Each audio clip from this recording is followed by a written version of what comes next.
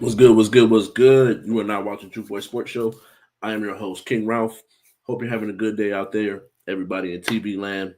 I appreciate you for pulling up. But like we always do, before we get started, if you want to do a podcast like what you're watching, music video, photo shoot, call the number on the bottom of the screen, 707 Fit Boxer. And if you're looking for a no crash, jitterless, clean energy drink, go on DUBBYW.com. DUBBY.com. Use promo code JUK Juke. Use promo code Juke for 20% off. They're going to get you right. And while you're here, hit that subscribe button, hit that follow button, like, say something, comment, share, all that good stuff. I enjoy the interaction.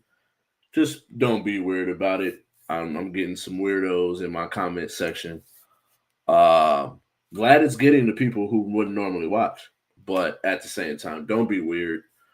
Say something about the show at the end of the day, and let's jump into it, man. So I was watching when I'm curating questions for the show, seeing what people are talking about, things that are interesting conversations to me.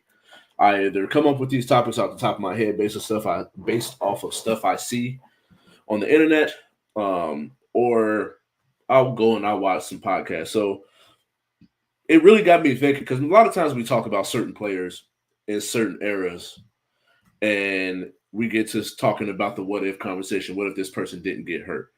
And I think that from going from 2010 to like the 2010s, I think that there are certain things and injuries that have happened over the that time period that have kind of shaped and changed trajectories for I think the league in itself.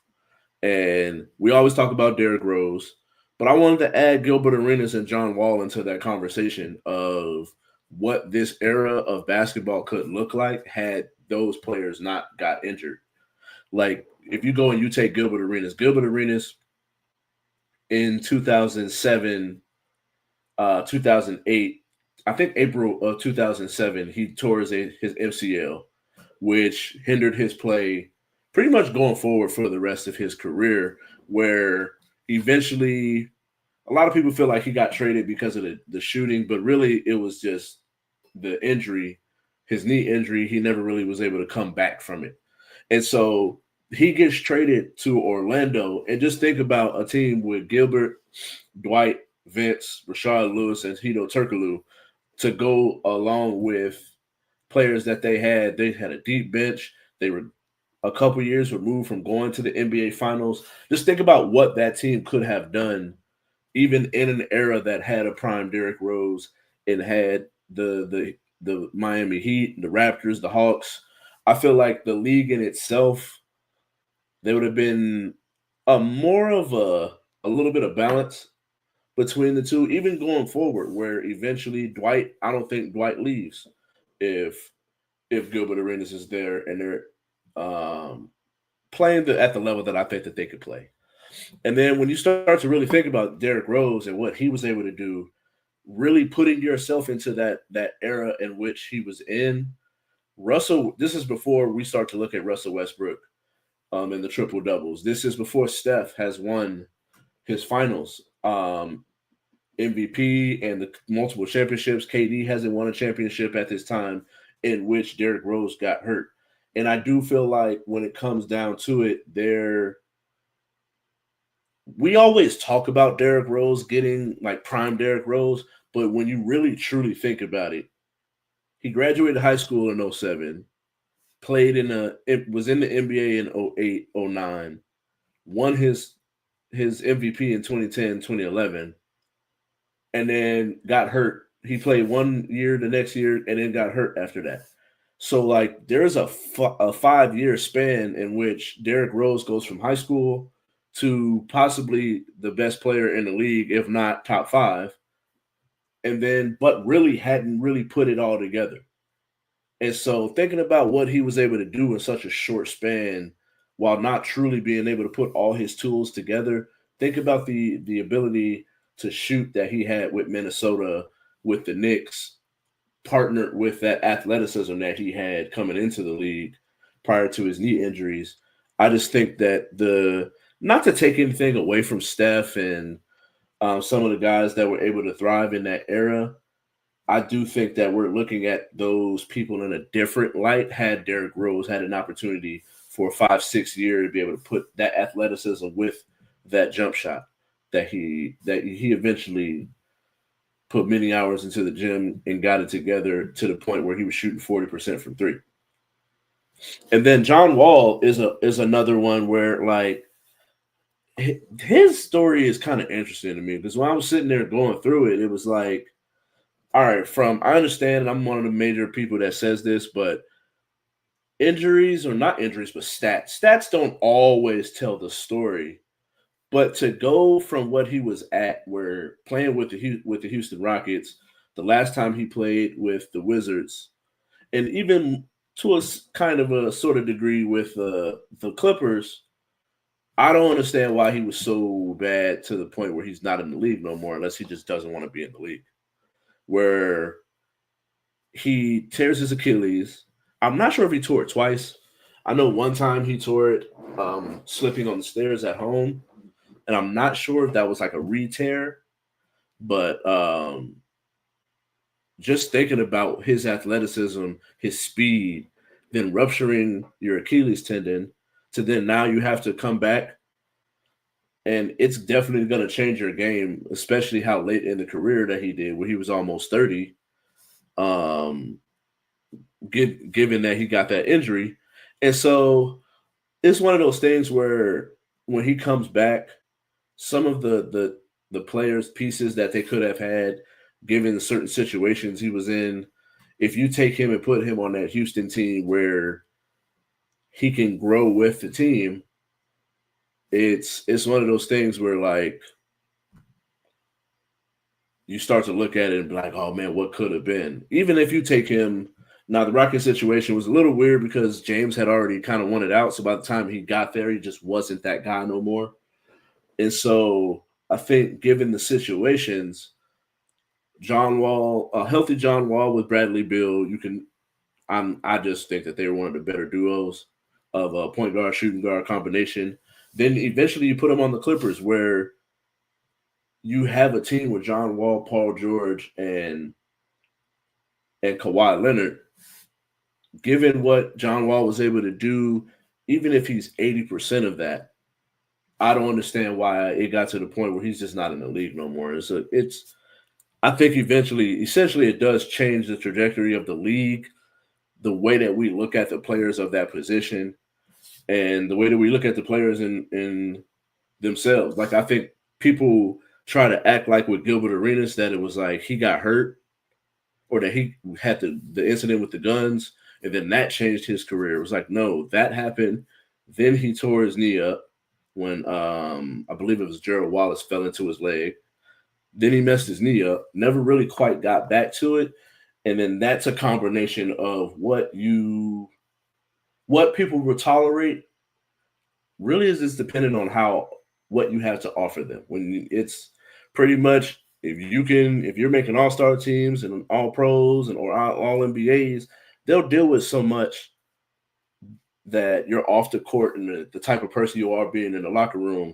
If one outweighs the other, especially when you start to decrease in what your value is on the court, yeah, we're gonna go ahead and get you up out of here. And that's eventually what happened with Gilbert Arenas. It was like when he was at his peak, he was that guy, but then he messed his knee up and he just never was able to get quite back to it. And so Green Bay Packers it was reported anonymous team had proposed a ban on the tush push, the brotherly shove. But it came out that was the Green Bay Packers. And I just gotta say, man, this era that we in is soft. Like it's soft. I come from a generation in an era in a mindset that if you can't stop something, you got to go stop it. Like it just is what it is. I don't think that you should sit here and whine like when players or teams or coaches are like, oh, they're running up the score. They need to take the foot off the pedal. It's like, no, like the team that's getting whooped by 30 is still playing hard, or they have some people that are playing hard. They have the ability to play hard. Why should I stop if you're not stopping? You're still trying to make a comeback and win the game. Why am I the bad guy for keeping the score? Keep running up the score. If you can't stop something, that's oh well. This is just sometimes you gotta patch it, take your hat off to him, pat him on the back, say, hey, bro, you were the better man today. But like to go as far as like you're banning the tush push because you can't stop it. Now, I do think when it comes to the conversation of entertainment, it is boring. And it's not necessarily the most fair thing when you go and you look at certain players and like Saquon Barkley, his rushing touchdowns compared to Jalen Hurts, where Jalen Hurts, 80% of his rushing touchdowns are the tush push. So I do think like that conversation needs to be had, and I understand it. But at the end of the day, I do personally feel like I'm cool with tweaks to the rules, but to ban the play altogether, I'm not here for it. I just think that that's setting a precedent for something I don't like. Like if you're gonna do it where it's like, all right, no tush push within 5 yards of the end zone, all right, I get that. But or no tush pushes in the red zone, like I can understand all of that. But to be able to go and just say no tush push at all, this shit's soft, bro. I'm not here for it. And so, as I take a swig of my water,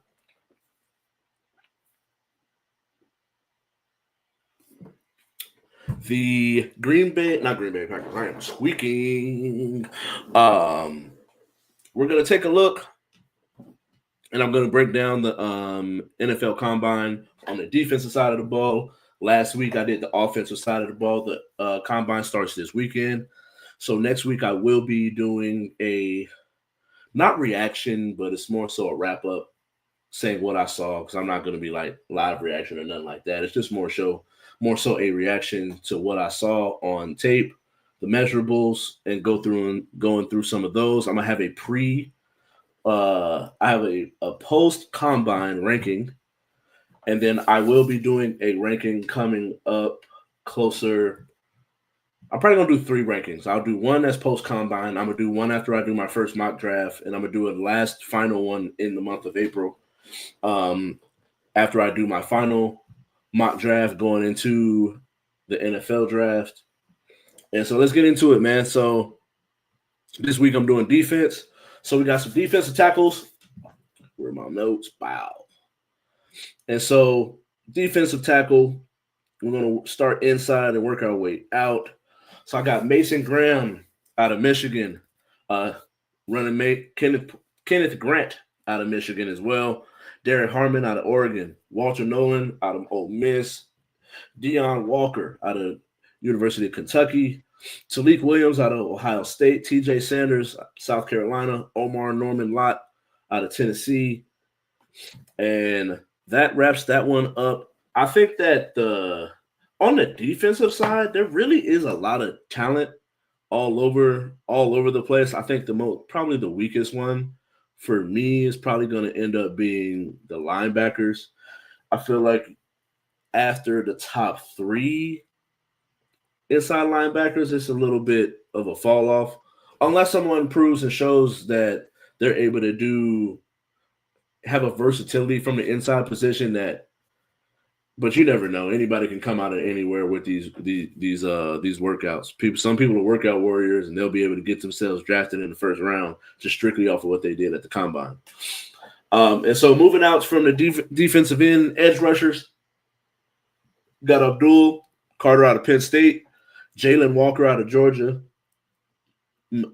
Mikael Williams out of Georgia, James Pierce Jr. out of Tennessee, Shamar Stewart out of Texas A&M, Mike Green out of Marshall, Donovan Ezeruke out of Ezeruku out of Boston College, Jack Sawyer out of Ohio State, Nick Scorton out of Texas A&M, and Landon Jackson out of Arkansas.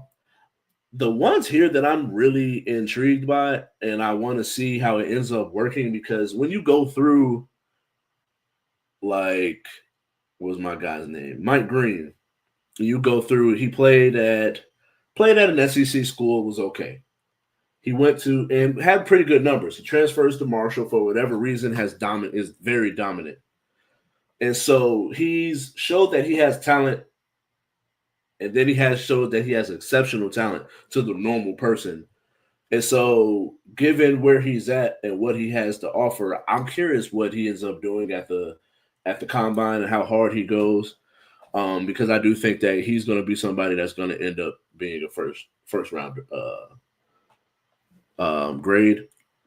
And then another Shamar Stewart. Shamar Stewart has all of the measurables and can really help himself in the combine because he really only had a 1.5 sacks this year, playing on Texas A&M edge rusher, but he has all of the tools.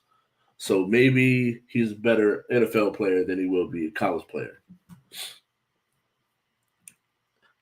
And so swapping over to that inside linebacker position, uh, we got Jahad Campbell out of Bama, my boy Jackson Woodard out of UNLV, Demetrius Knight Jr. out of South Carolina, Carson Swessinger out of UCLA.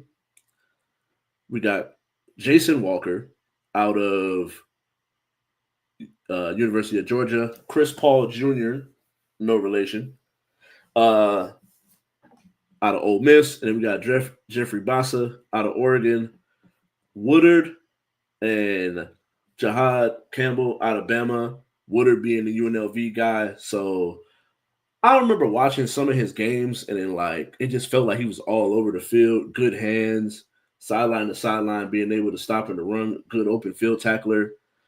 I think that I'm surprised. I was surprised to see his name, but I wasn't based off of what I saw. Because sometimes I go into it and you think certain players, like Ricky White was another one that I'm a big fan of, but they play for UNLV, so maybe I'm just a little biased. But it's good to see him at the combine, getting talked about, getting some legit looks because of the position that he plays. I don't necessarily see him being a first rounder. I could see him going second or third round. I think that and what he does at the combine could end up helping his case in a lot of ways. And so we got cornerback, got your guy Travis Hunter, Will Johnson coming off of injury, Jade Barron out of Texas, Melo Dotson, I think that was Kansas, Benjamin Morrison out of Notre Dame, Trey Amos out of Ole Miss, Siobhan Revel out of Eastern Carolina, Darian Porter out of Iowa State, Maxwell Hairston, University of Kentucky, and Azare Thomas out of Florida State. And I think I'm looking to see what Will Johnson does because I do think that he was a little banged up during the year. So I do want to see if he can put himself back into that conversation. A lot of people feel he is as a corner the best corner in this draft. So how competitive is it going to be between him and Travis Hunter? I'm curious to see if Travis Hunter ends up doing the 40, what workouts he actually takes place in to try to prove that he's the best corner. Whoever you have between the two, I do think that I feel like Travis Hunter would be better if he was only playing one position, but the fact that he's playing two. Now, when it comes to a draft standpoint, if I'm ranking you by position, Will Johnson is the best. But if I'm taking who would I draft first, give me Travis because I'm going to get a little bit more out of him. But you're really splitting hairs to a certain degree between these two. And so the safeties, we got Nick Amansori, Amanwori out of South Carolina, Malachi Starks out of Georgia, Xavier Watts out of Notre Dame, Sebastian Castro out of Iowa, Kevin Winston Jr. out of Penn State, Lathan Ranson out of Ohio State, Andrew Makuba out of Texas, and Jonas Sanker out of Virginia. And be honest with you, I don't know much about this position. I do know about Nick Amawori. I think that his measurables versatility on the field, being able to play slot, inside the box, single high, the speed, athleticism, and size. Where if you take like a Cam Chancellor and a Kyle Hamilton, this is kind of what you're getting from a projection standpoint. So I'm curious to see how he does, what happens, what team he ends up going to, and I'm intrigued by this combine. This is like one of my favorite parts of the year, and so that boy Luka and them Lakers. All right, let's see what we got here. Lakers are up by 8 at halftime. Luka has 12, 12, 7 rebounds. LeBron looking at 9 and 6 rebounds. Luka's definitely got the ball in his hand. They letting Luka do him. I bet on this one. I'm not going to say what I did and what I bet. I don't want to jinx myself. Looking good so far, but we'll see what happens. And so going over to the fast break, this Kirk Cousins situation, I didn't quite. I understood what they were doing, but then I didn't quite understand what the Falcons were doing. So the Falcons give Kirk Cousins, I think it was 3 years, 150 million, with 100 million of it guaranteed. And then halfway through the first year, and then right after that, you go and you draft Michael Penix in the top 10. Then halfway or 3/4 through the year, 10 weeks or what was it, 14 weeks into the year, you go with Michael Penix. And then now you stuck here with this $100 million quarterback you got left. But if you come up off him too early, you got to pay him. You're still on the hook for 30, 40 million a year. I just don't quite understand it. So should Kirk Cousins be cut? I feel like if you're Kirk Cousins, you should want to be cut because you cannot. Time is not of the essence when it comes to your age and what you have left in the tank. Yeah, you're still going to make your money whether you start or not. They're not paying you. That money doesn't change between being a starter to being a backup guy. So yeah, from a monetary and financial standpoint, shoot, I'm gonna chill out and take this 40 mil a year. But if you sit for these next 2 years, when you actually go for another contract, you don't really have a leg to stand on. You're a 40-year-old quarterback trying to be a starter, and you haven't started for 2 years. And you're probably going to want another $40, $30 million in contract quarterback money. So that one I just don't quite understand what they're doing here. If I'm Kirk, cut me. If I'm the Falcons, it's a good insurance policy. If Michael Penix doesn't work out, gets hurt of some sort, he does have a history of knee injuries. So I think it's a good insurance policy for the Falcons. But if I'm Kirk, get me the fuck out of here. All right. Matt Stafford. Can Matt Stafford lead a team? There's a lot of talks of him being released, traded. He wants $50 million at 37 years old. Rams don't want to pay that much money for a 37-year-old quarterback.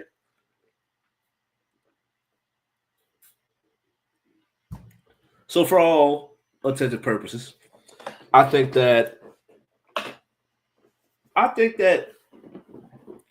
what Matt Stafford gave us this past year should show that he still has the tools to be able to in the season, and then they were able to pull it together.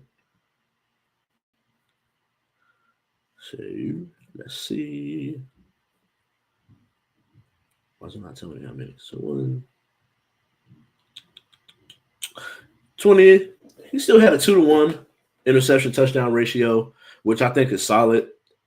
I think if you take him and put him on like a team like the Steelers, a team like the Jets, I think that year one which are like, and maybe the Dolphins, depending on if the Rams are interested in taking Tua.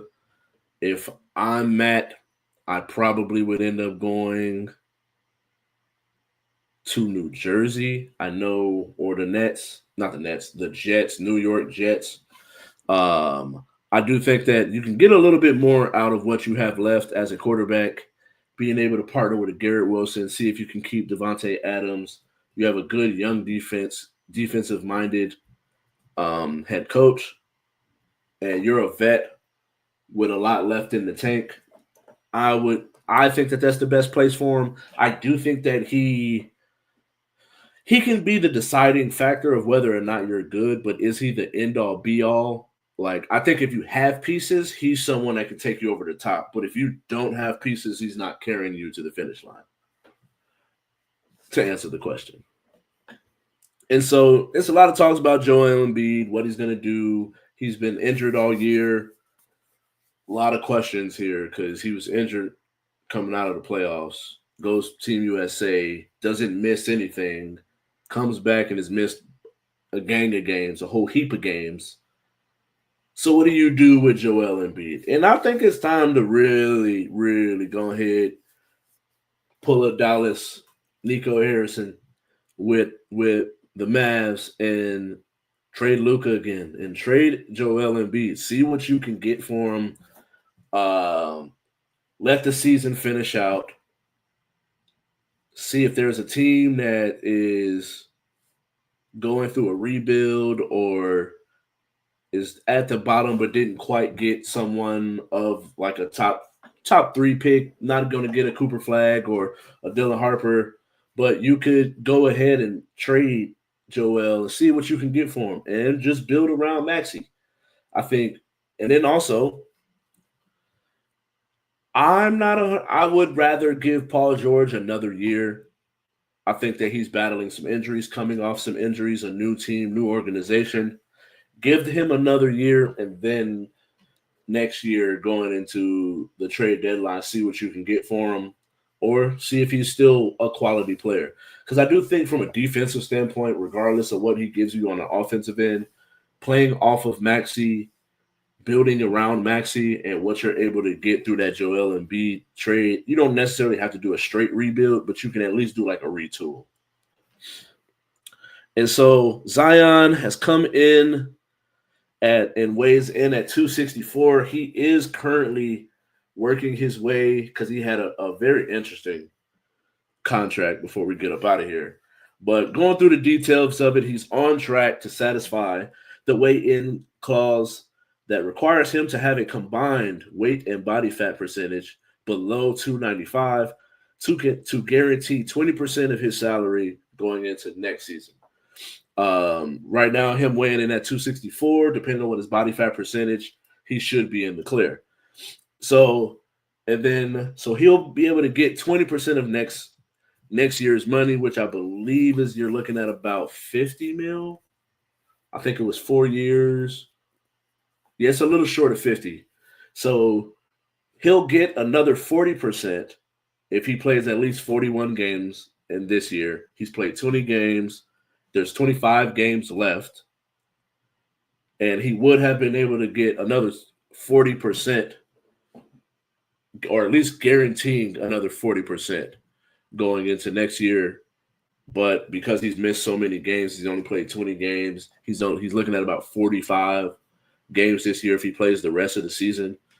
And I think that all of that is interesting, but I think none of it matters if he doesn't have the discipline to keep doing this. The fact that your team is putting a clause for you to stay in shape, get the weight down, and play basketball games is just wild to me. I think this era we're in a wild ass era right now, and I don't quite like it as a person that really loves the sport, which is why a lot of viewership is down. Like, yes, the rules are changing everywhere. Hockey is not as physical as it once was. NBA is not as physical, and the NFL is not as physical as it once was. But why is the NBA game the only one getting scrutinized when it comes to viewership? And that's the part for me that I feel like the NBA really needs to look at. Is it's not that the NFL and the hockey are, yes, it's not as physical. It is a lot more softer. But at the same time, the guys are not, you can't point to people not having effort out there. there's some people like George Pickens is someone that comes to mind when it comes to his ability to run routes when he knows he's not getting the ball, or his ability to block. But as a whole, as a product, when you talk about the product, you're thinking about the thing as a whole. You're not questioning a lot of NFL hockey players' effort on that ice or on the field, and which is something that people question the NBA when it comes to effort on the court. And that's the part for me that I think that we really got to look at. And none of this matters if Zion ends up, he pretty much gets his money, works hard to get into shape, gets his weight down. Next contract, they don't have that in that, and then he goes back to 300 pounds. So none of that matters if he doesn't have the drive and the want to be able to do it. I think that if you're coming out and giving effort on a daily basis, the fan base sees you trying, they'll give you a pass when it comes to injuries. But when you're injured, out of shape, and fucking porn stars, bro, like everything. That's when people start to be like, bro, what are we doing here? Does he even want to win? Does he want to win? Because Zion was supposed to be the face of the league. He's supposed to be the next guy. But we've got Melo, Ant, Luka, Shea. So many other people have gone and taken that step up and taken that mantle from him, where Zion's trying to pick up the pieces of his career and make the most money that he can get. And so thank you all for watching. I do got to get up out of here. Like I mentioned at the beginning of the show, like, comment, subscribe, share, all that good stuff. Go on Juke Network on YouTube, subscribe to that channel. Trying to get to 100 subscribers before the summer starts. I'm a little more than halfway there. I appreciate you guys for helping out. Like I said, comment, share it. Follow us at Juke Sports Show on Instagram as well. I do drop audio episodes on Spotify or anywhere that you get your audio podcast. And then if you're here from the He Say, She Say channel, or if you're on Facebook, go over to Juke Network on Facebook. Follow that as well. Once I get to 100 followers, I'll be able to go live straight from that page and will no longer need the other page. But thank you all for watching. I do got to get up out of here. I appreciate you. Peace out.